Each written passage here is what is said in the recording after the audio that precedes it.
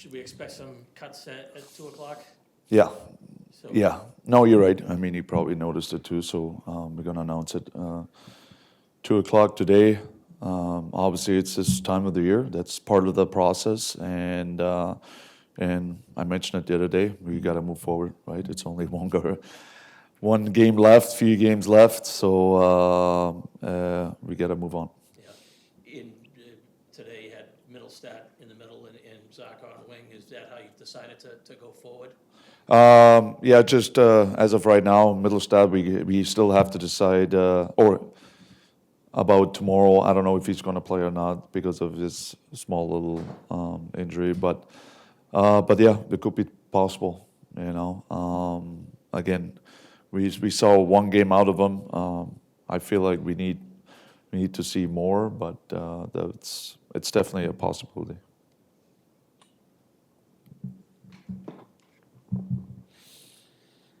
Marco, you had Matt Poitras in the middle last night, but just now at this point in camp, how do you kind of view him as center versus wing? What he can do? Yeah, no, he was definitely better and more noticeable yesterday. Took him a little bit. Didn't like him really in the first period, but then when he carried the puck more and longer through the middle, I feel like this is more his game than a wing. But again, he can play both. But I feel like his best moments in games was in the middle. So we just gotta. I'm glad I've seen both sides of him, which is something now I think I have a pretty good idea what he has to do to get to this league. And but he definitely had a good second half last night because he used more his speed and his skill together, and also moving up north, playing more north than anything else. Marco, as you get down to one group here and with one preseason game to go, has anything surprised you about the group you have out there on the ice in terms of going into camp? Anyone exceeded it, or what you've seen so far? That's a good question. I don't know. I mean, I don't know if a guy like Minton, I don't know if Fraser is a surprise to me. Not really. But I like what I see, what I've seen so far. I really do. And no, I don't know. No, I think maybe he's the one guy. He surprised me. I would say in a positive way. I know he's ready, but he's very reliable for me. What he's shown in the past, how he's off the ice. Actually, he's more like a man already than a little kid. So a little kid, when I say a teenager or whatever, a kid who just comes in the league. So I'm really impressed with that. Kind of along those lines, Marco, do you almost wish that the camp was a little bit harder for you in terms of like making decisions on, who could make it, who might not? It's kind of a weird question, I know, but Be honest, it's already hard. It's as a coach, you want your pairs, you want your lines pretty much set. Yes, there would be one or two movements, but we had a lot of movements, a little bit. Not the first line, but if you look at the other ones, it was a lot of movement, and that for me, it was already too much. Moving forward, and hopefully years to come, it's going to get easier. He's still going to have the hard decisions to make, but there was a lot of moving parts. I feel like this preseason, and also next year. There's only, I don't know how many preseasons games, right? It's only 3 or 4, so it's going to get even harder. So, but yeah, that was part of the process too, and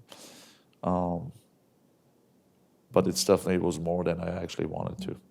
And similarly, when the guys are going down or being cut from camp, how does that process work for you as the first-time head coach? Do you let Don talk to them? Do you want to talk to them with Don, or how does that process Yeah, it was a little bit of mix. Don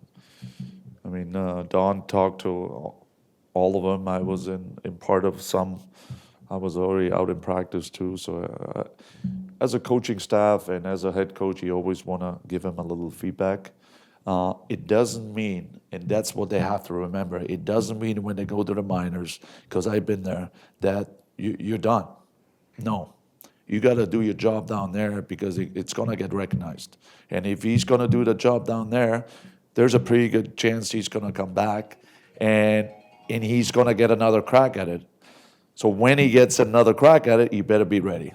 All right? And that's why it's so important to go to the minor and play the right way. And yes, they're all disappointed probably, some guys more than others, but they also got to realize, okay, now the work begins, okay? Because next time when I come up and there will be an opportunity, I have to be ready. And a lot of kids don't know that.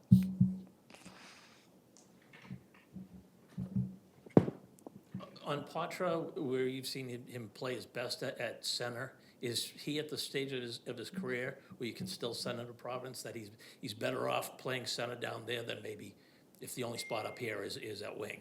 Yeah, no, I mean, again, when you're that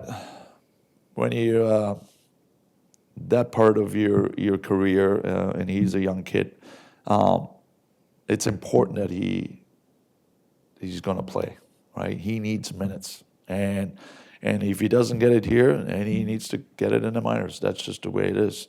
I seen the Byfield, the Turcotte, they all went back to the minors because they needed more time.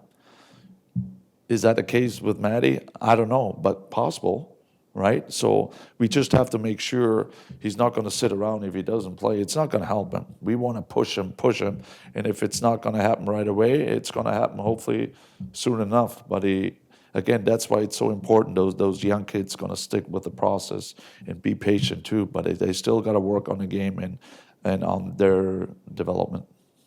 But you definitely view him as a center now. I mean, again, when I say a center, yeah, I liked him as a center, but I have absolutely no problem putting him on the wing. Let's put it that way. And right now, our centermen, we have a lot of them. I don't know. So could he play on the wing? Yeah, I don't have a problem. I was just saying his best moments in those games he played, it was probably at center, right? But it doesn't mean I will play him maybe as a wing. I'm just saying that out loud.